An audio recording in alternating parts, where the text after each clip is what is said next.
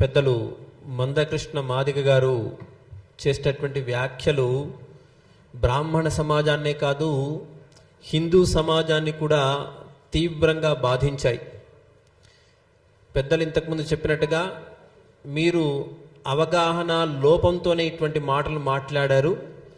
తప్పకుండా ఈ మాటలు మీరు వెనక్కి తీసుకోవాలని బ్రాహ్మణ సమాజమంతా కూడా డిమాండ్ చేస్తూ ఉంది.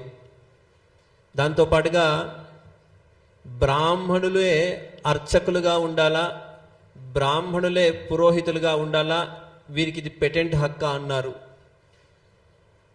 సమాజంలో మీరు ఒక్కసారి తిరిగి చూస్తే, ఒక్కసారి మా పాలమూరుకి రండి.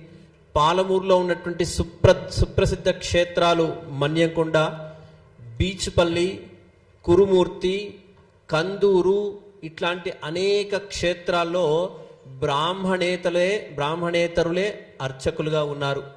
ఇది నేను చెప్పే మాటలు కాదుగా, చక్కగా మీకు గవర్నమెంట్ కూడా, మీకు ప్రభుత్వం కూడా మీకు ఆ తగినటువంటి సమాచారం ఇస్తుంది.